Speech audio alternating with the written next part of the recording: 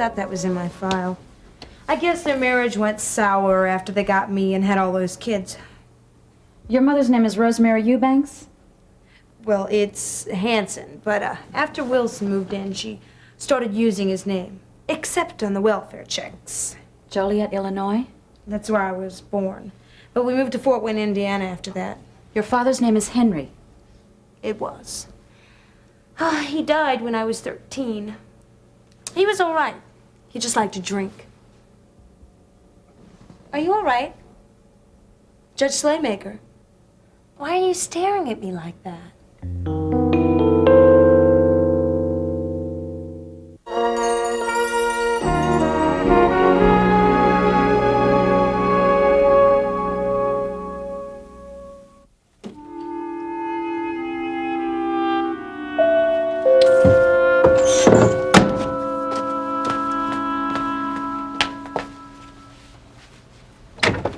Charles!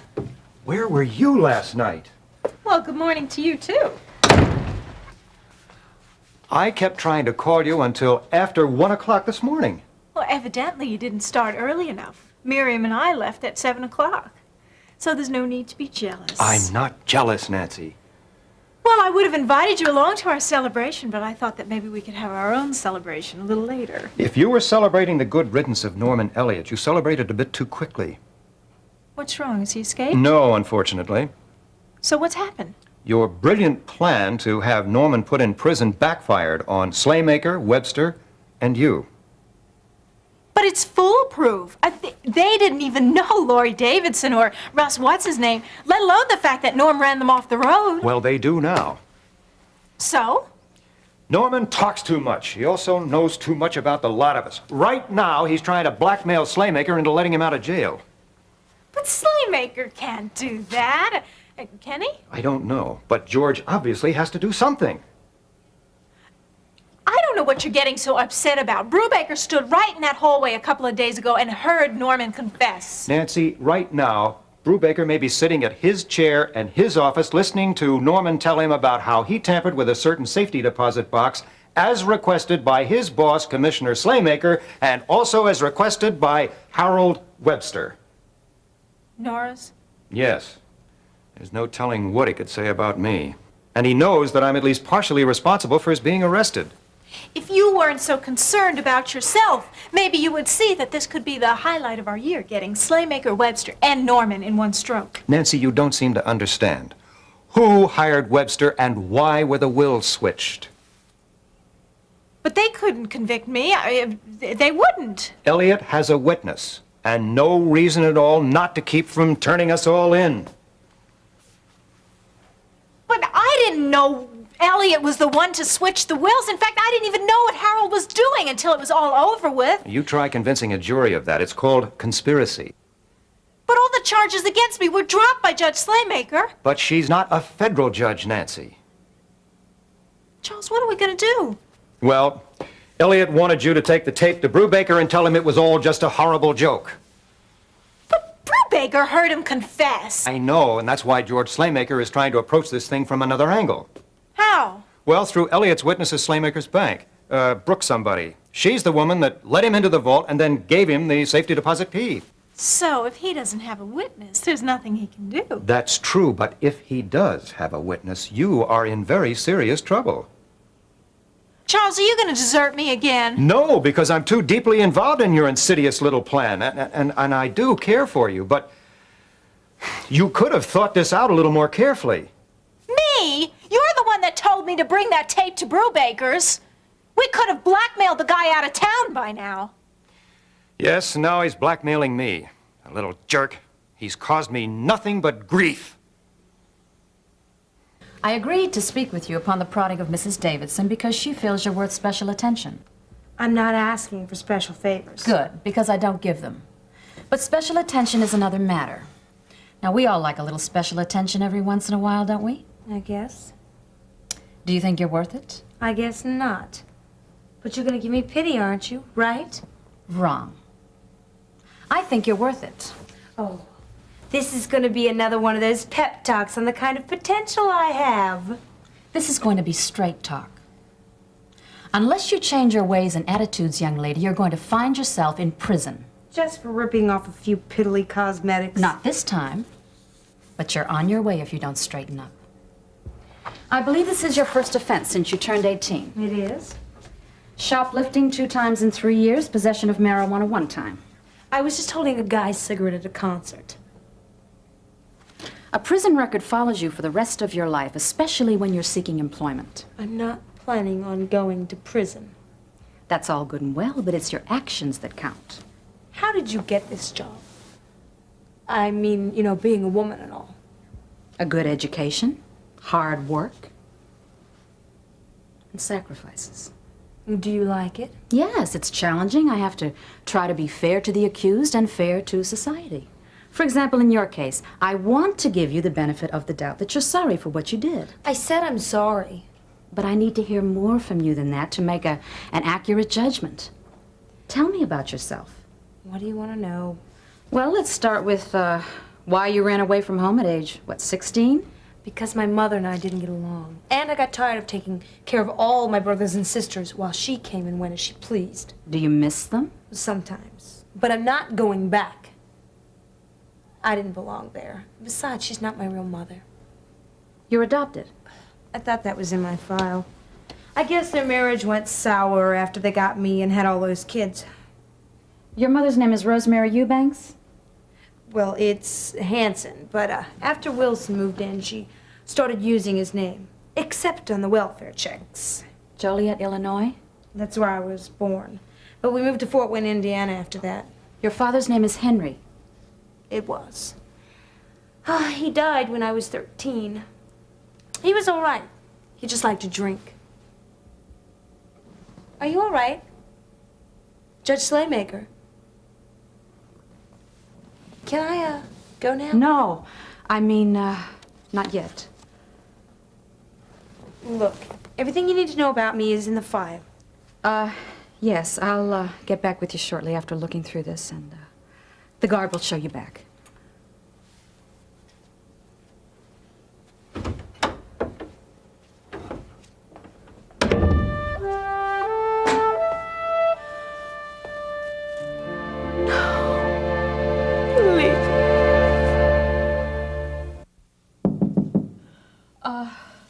Just a minute.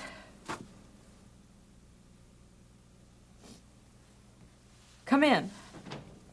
Well, I hope I didn't catch you at a bad time. I was busy, Mitch. Well, I just wanted to drop off the brief that I promised to do this morning. Here you are. Why, Beth, you're crying. Is something wrong? I can't talk about it, Mitch. Oh, well, is there anything I can do? No, I don't even know what to do. Oh, well, now, Beth, you and I go back a long way together. Now, I don't mean to push you, but I am here, and if there is anything I can do. Mitch, I can't believe it. It's her. Who? My daughter. Oh, well, now, Beth, get a hold of yourself. You don't have a daughter. I never told anybody. Oh, well, are you sure? Yes, I'm sure. It's all in here.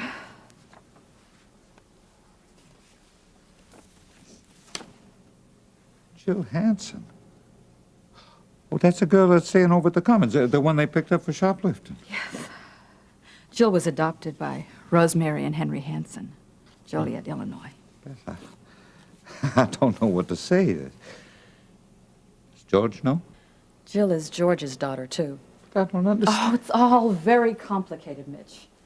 You see, I was a freshman, George was a sophomore. I got pregnant. Well, neither a child nor marriage fit in with our career ambitions or our youth. So instead of having an abortion, you put the baby up for adoption. I didn't have time for a baby. I had a girlfriend named Rosemary. She and Henry had been married about 6 months. They agreed to adopt the baby under the condition that we would never try to see her. And you went along with it. Yes. A lawyer friend of George's handled the legalities, and Rosemary and Henry moved out of the area. At the time, it seemed like the right thing to do, Mitch. Then you and George got married later, huh? Yes, after college. And, of course, I went into law practice, and George took a position with his family's banking chain. You never had any more children. By the time our careers were established, our marriage was deteriorating. Does Jill know? No. She has no idea. But Mitch, look what's happened to Jill.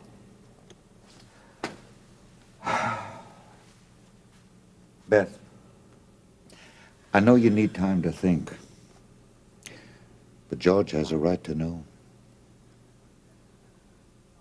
What do you say I pick you up noon, sharp? Steak and all the trimmings. Of course I'm one of the trimmings. No, I won't. I promise. Okay, see you then. Bye-bye. Well, I see that ignorance is bliss. It just so happens I am having a great day for a change, Charles, old buddy. I just won me a big court case, and Gloria said yes. Not even you can ruin my day today. Don't be so sure about that. Nah, I talked to Prescott earlier. Everything's fine. No, everything is not fine. What now? Does the name Norm Elliott mean anything to you? Sure. He's a sleaze that works for Slaymaker. Do you recall any favors that he ever did for you? He brought us the arsonist. You didn't. There's nothing to worry about, Charles. He handled the switching of Nancy's wills for Slaymaker. I figured he's trustworthy. Well, you figured wrong. Hey, Charles, I know you don't like this Harold, Norman Elliott is threatening to tell the police that he was the one who tampered with the safety deposit box. kid. You gotta be kidding. Now, why would he do a stupid thing like that? He'd just get in serious trouble. Because he's already in trouble with the police, and he says he's going to turn George Slaymaker in if Slaymaker doesn't help him get out of jail, and Slaymaker could implicate you. Hey, wait a minute. I didn't do anything. Oh, come on now. You're the one who told Slaymaker to open the safety deposit box. I asked him. I didn't know he was gonna do it. But you knew the switch had been made and you didn't report it. Well, of course I didn't. You think I'm crazy? You based your case on it. Nancy's case. Yeah, I told Judge Slaymaker in Dunbar that I didn't know anything about it. Nancy set me up. That's not what Nancy says. Charles, look, what's this all about anyway? If this Elliot kid's in some kind of trouble, maybe I can help him out or something. It's a little late for that. The ironic twist is that Nancy and I are the ones who put him in jail. It's an airtight case that backfired. What? Well, it was simple. It started out simply as a plan to get rid of Elliot, who, incidentally, was the one who stole the investor's book for Hollister Mall and caused a few other problems as well. Look, if this gets out, I could be disbarred. I got to do something. If this gets out, you could be behind bars, along with Slaymaker. Hey, don't forget about Nancy. Don't let it get that far. Oh, that's just great. You and Nancy get me into this mess, and then you expect me to get you out of it. Well, Slaymaker's working on that. I simply didn't want you to be the last one to hear it. Have a good day, Harold.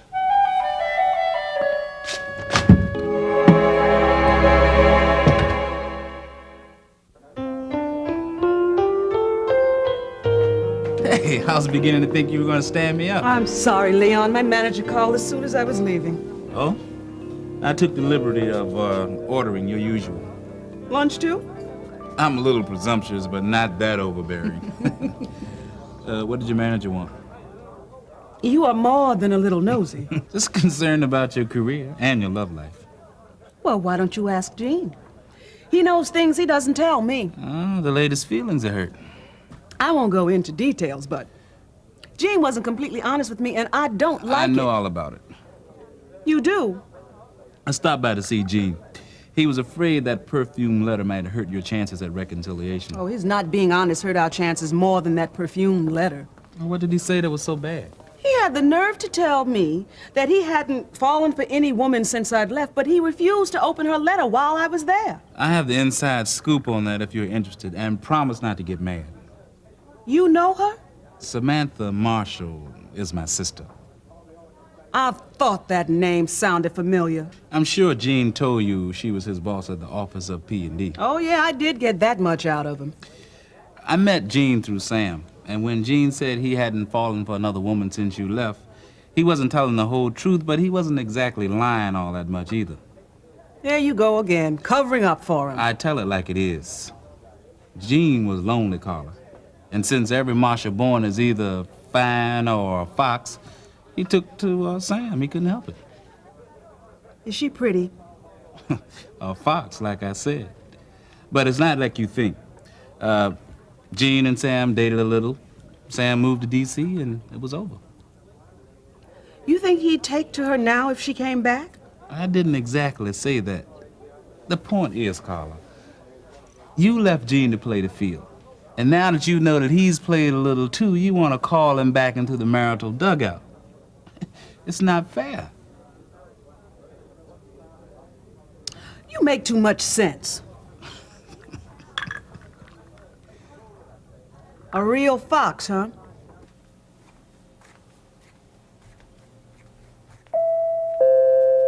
Oh, I'll get it. I'll get it. Hello? Hello? Miriam, that's the door, not the phone. Will you hang that thing up? Oh, they hung up. I thought I was through with you trying to ruin my career. I wouldn't set my goals that low. You're perfectly capable of ruining your own career. You're the one that went to Slaymaker. Only because of that stupid idea of yours to substitute the fake wills for the real ones. Well, it wasn't so stupid then. The only one stupid was you. No, Mother and Daddy, please stop it. Just stop it. What's with her? It's Frederick here. You still doping her up, huh? Miriam, why don't you just lie down, please, okay? She's not Yes, feeling Mother. well. You and Charles have really outdone yourselves this time. A taped confession to attempted murder. Norm is a real mental case. How was I supposed to know that? Well, how was I supposed to know that you and Slaymaker would trust such a creep? Oh, but then, of course, I made the same mistake. Creep, yes, Norman is a creep, right, Nancy? Yeah, Miriam. Just be quiet, will you? Let's just hope that Slaymaker can stop Norman before he talks. But if he doesn't, I got a plan. Thanks, Harold, but I'm not interested in your plan. Actually, Charles is talking with Commissioner Slaymaker, who's going to take care of the witness. What witness? Well, didn't Charles tell you? The girl who works at the bank that knew that Slaymaker let Norm in the vault. Charles just told me that Slaymaker was taking care of things. Well, let's just hope he does. Look, don't let Brubaker intimidate you. Just stand your ground. Don't confess to anything. Well, that shouldn't be hard to do, seeing as I didn't know Norm switched the wills. You knew everything but the names. Harold, if I go down, you're going down with me. So you better just make sure Slaymaker takes care of things.